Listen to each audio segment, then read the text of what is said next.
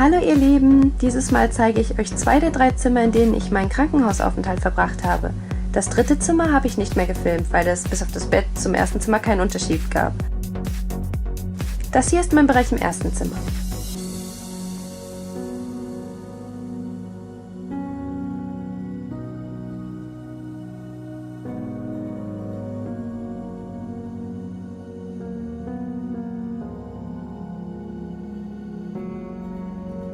Es handelte sich um ein 4-Bettzimmer und damit man dennoch etwas Privatsphäre hat, ist jeder Schlafplatz mit einem Vorhang vom restlichen Zimmer getrennt.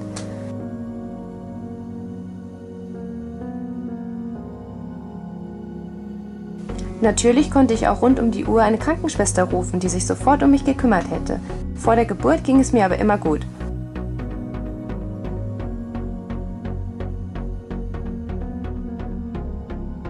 Einen kleinen Kleiderschrank hatte ich natürlich auch. Allzu viel Kleidung hatte ich nicht dabei, da mir kaum noch etwas gepasst hat.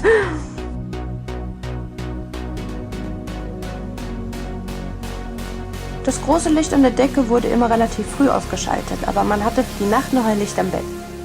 Der Stauraum war auf jeden Fall für alles, was ich dabei hatte, ausreichend. Damit man die anderen Frauen im Zimmer nicht stört, durfte man den Fernseher nur mit Kopfhörern benutzen.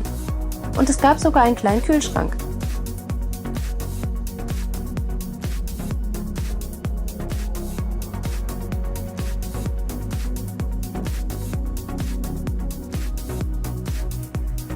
Das Bett konnte ich nach Belieben verstellen und ich fand es tatsächlich auch relativ bequem.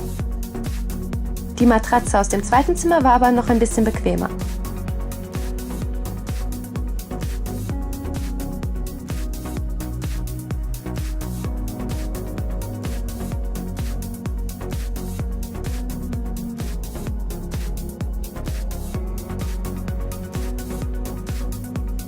Hier seht ihr jetzt noch einmal die Aufteilung des Zimmers.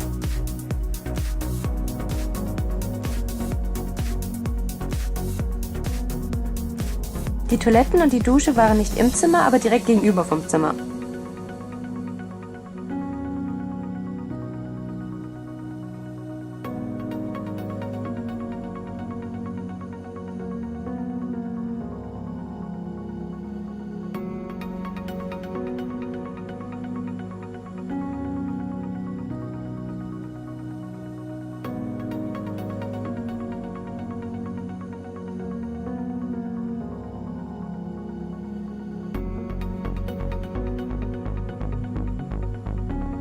Etwa eine Woche vor der Geburt habe ich das Zimmer wechseln müssen. Ich war dort auf der Geburtsstation und man hätte viel schneller etwas unternehmen können, wenn sich die Jungs früher angekündigt hätten.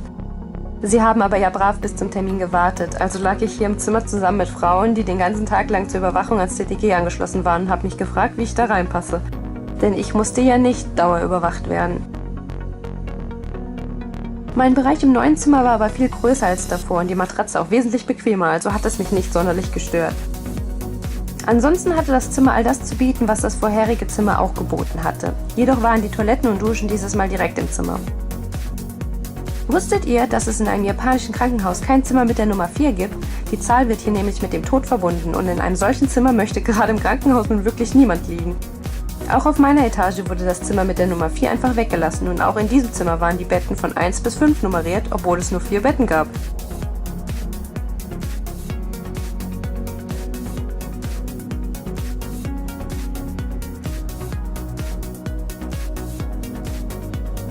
Nach der Geburt habe ich dann das Zimmer noch einmal wechseln müssen, da man dann mit anderen Müttern in einem Zimmer war und die Babys dort auch am Tag und in der Nacht mit im Zimmer sein durften. Einzelzimmer gab es zwar auch, aber die waren ziemlich teuer und deshalb habe ich mich für die Mehrbettzimmer entschieden.